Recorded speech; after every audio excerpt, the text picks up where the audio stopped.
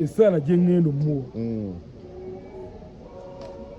ayi Mukama Katonda nze nga mpita mu linnya lyo kubanga Bayibuli egamba nti akkiriza nze ne bw'alibanga afudde aliba muki aliba mulamu okyegedde Doogo muwe ekyawandiikibwa ekiri mu Zabbuli essula 22 olunyiriri olw'omwenda. Mukama talyerabira baana be ku lunaku olw'enkomerero.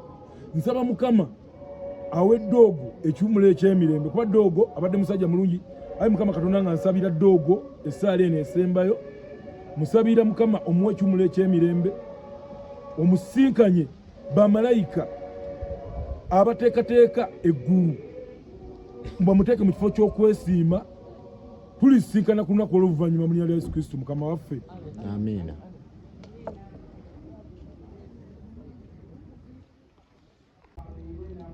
Omukulu nga kitalo nnyo. Tawaana gyazze bubi muganda wange. Nze bampita original designer. Bulijjo gwe original designer. Abadde embeera nnyo n'omugenzi. Era abadde muganda wange nfanfe kuba nze abadde ambeera ku lusekere tubadde abantu babiri wano mu Uganda. Bakabaka b'Amasappe tubadde babiri mu Uganda. Naye mabegako twakola ekivvulu awo owa Mitanda.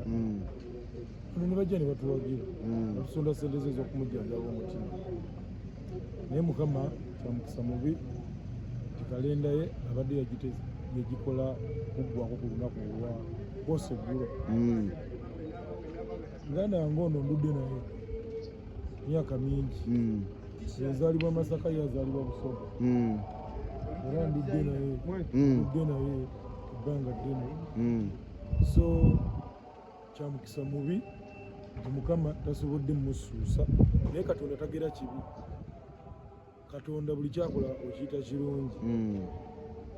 So Doogo obulwadde bwe abadde aludde nabwo kuba yasooka kulwala sukaali. Yalwala sukaali natta sisitimu zonna. Kuba abasawo bamutwala ekidudu sooko yamukuba wayiseewo ebbanga nga mwezi mulamba. Sooko nemukuba wali ku Makindye secondary.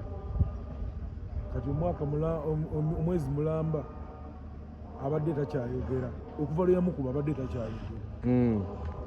So oluvannyuma lwokubanga takyayogera sukaali yamutta sisitimu zonna. Abadde mulwadde wa kibumba, abadde mulwadde wa nsigo, abadde mulwadde wa mutima, abadde mulwadde wa sukaali, endwadde nnya. So nga Katonda aba takoze nnyo kyafaayo kibeera kizibu omuntu okuwona ngaolina endwadde ezo.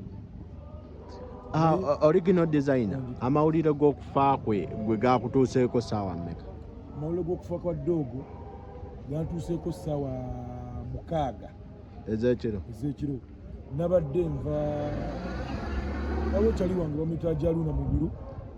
Era Ajaluuna Mubiru yanyoleddwa nnyo yatusiza obubaka okukubadiza. Yanyoleddwa nnyo. So Ajaluuna batera okulya ekyeggulu. Nabadde nva kulya kyeggulu. Nabadde nina akasooka envaako ekireka. Nva kuyimba nabadde nva kireka. Ntuukirako Ajaluuna ne mala okuyimba. Nabadde nakatuuka ewaka. Sisita wa Doogo nankubira essimu n'aŋŋamba nti mukwano gwo afudde. Yambi muganda bw'afudde. Wabula eggulo limu nadde namulabye.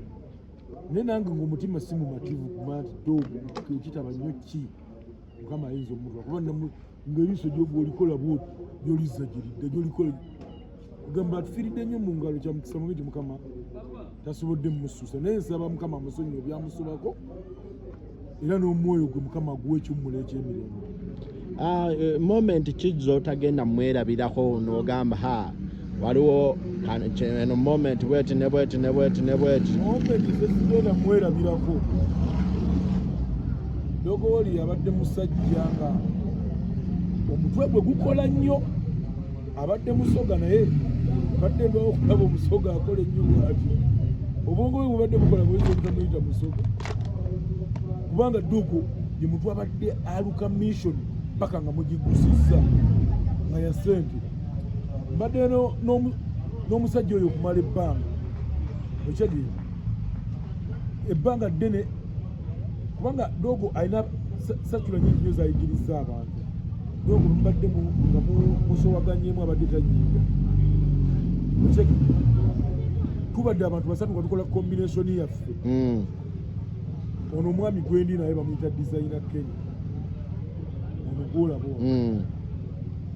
yewa Valentine nsubira oba otera okulaba ebivule biyita mu oteeka okuba nga omanyi omwami ono naye bano bonna babulukukira mu nze bafubutuka mu nze Dogo yanneegomba ng'alina emyaka ng'asoma P7 nga yeegomba nnyo sitayiro zange kubanga nze okuva dda siri muntu ndi mulalamu ndi musajja mulalamu kati abaana bangi abandabirako naye ng'ate abayitamu ne babeera bakabi babadde babiri ono designer Kenny ne Dogo Warrior ne bwokebera ku mitimba mu nsi yonna n'abajamaika baatutye bweru bakomentinga ne bagamba mu Uganda mulimu abasajja abazibu bwe bati engato ya Dogo Warrior abadde agirina bwomu nze ebyambalo byenyambala teri abyefaananyiriza ono designer Kenny style zize zaalimu zize soba nkyamutsa mulungi kye neenyumirizaamu nina abaana bangi nina nange omukululo gwe nnyinza okulekawo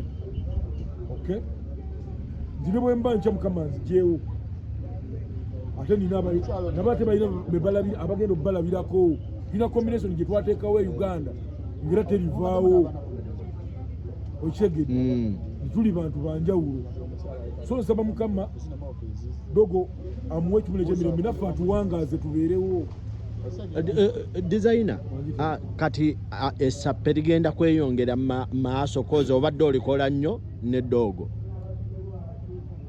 essappe lirina okweyongera mu maaso olw'ensonga di combination eno nze nagitandikawo wabula mu kutandikawo combination y'essappe ate ne kwegattako muganda waffe Dogo Warrior kati ate Dogo Warrior abadde alina sitayiro ye si yeyange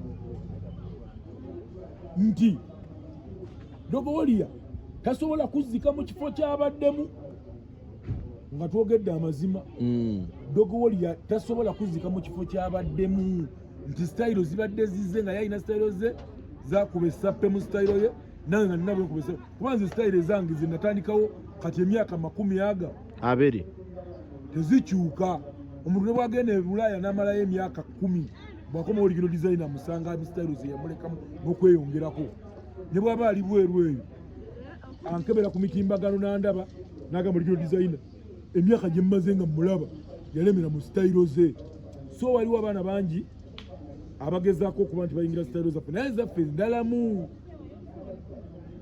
ndalamu ate nga neebaza Katonda Bayibuli eno ogiraba nze ebintu ebyange byonna mbikolera mu Katonda buli kyange kyonna kyokuvola nti nedde ogabadde musajja musabi lwaki tuzze wano ne tujja okumuserebulitinga obulamu bwe nti Dogo kati eno embaga ye esembayo naye abantu bangi nga faaza bwe mpulidde asomesa tebajja kufuna mukisa gubaleeta mu kyaki oyinza okulaba abasajja mutuli bamasappe simala tuli biki naye tumanyi kye bayita Katonda naye ffe tumanyi kye bayita Katonda nze byawandiikibwa bitono bye simanyi muno mu Bayibuli neekwasa nnyo kye bayita Katonda kuba mumanyi nti obudde bwonna wendi enkya nyinza okuba siriwo era bw'oyinza okutulaba nti tuli bamasappe tukola biki n'ogamba abasajja bye bakola baliraba Katonda my friend ojja kuba bunyanga nze nkugabire ekkubo lyoyitamu okugenda ewa Katonda nga nze omukuba malayika abakabi abakusindika bagamba nti gwe wali togendawo wali tosaanidde wedda wali kubanga Katonda mumanyi misana na kiro nze nsobola okusiiba dry ya nnaku 3 nga sirina kentadde mu lubuto naye nga mumanyi nsobola kinsiiba ate byenjagala Katonda n'abinkolera oyinza okundaba mu sitayiro zange n'ogamba original designer biki naye my friend mmanyi Katonda ojja kwesunga nga tusisinkanye wa Katonda nga nze nkugaana okugenda wali ewalungi kabampadde obuyinza origino nga tumaliriza mulinawo enteekateeka ey'okucelebratinga Dogo nga wali bamusaayo because abadde kyali wammwe abadde muganda wammwe abadde mubabbayika mulinawo enteekateeka nga mmwe bakyalibe babooyaabe olunaku olwaleero bwe tuva wano ku kyaki